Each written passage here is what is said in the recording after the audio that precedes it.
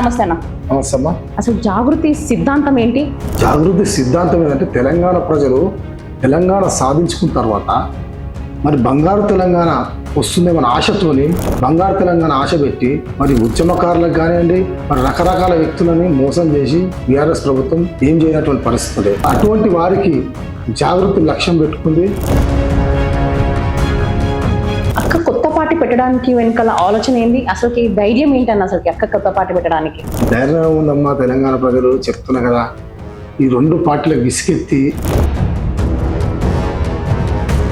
అయితే కవితక్క కేవలం పొలిటికల్ డ్రామాలు చేస్తుందని కాంగ్రెస్ అంటుంది. మరి దాని మీద మీరేమని అంటారు? అసలు కాంగ్రెస్ పార్టీకి ఏముంది, వాళ్ళకి ఎంత హ్యాపీగా సంతోషంగా అంటే. అయితే కేసీఆర్ గారు సంపాదించిన అక్రమ ఆస్తుల్లో అక్కకి సరైన వాటా రాలేదని వారిపైన వ్యతిరేకంగా పోరాటం చేస్తున్నారని సీఎం రేవంత్ రెడ్డి గారు అంటున్నారు. డబ్బులు అనేది కవిత గారు చెప్పారు. అంటే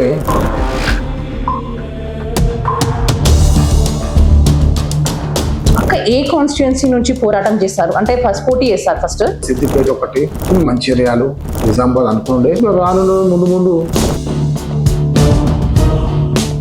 అయితే ఏపీలో షర్మిల లాగా ఇప్పుడు కవితక్కని కాంగ్రెస్ పార్టీ ఏపీలో షర్మిలక పరిస్థితి నాకైతే తెలియదు, కానీ ఇక్కడ అక్క యూజ్ చేసే మునగాడు ఎవడైతే లేదు నాకు తెలిసి.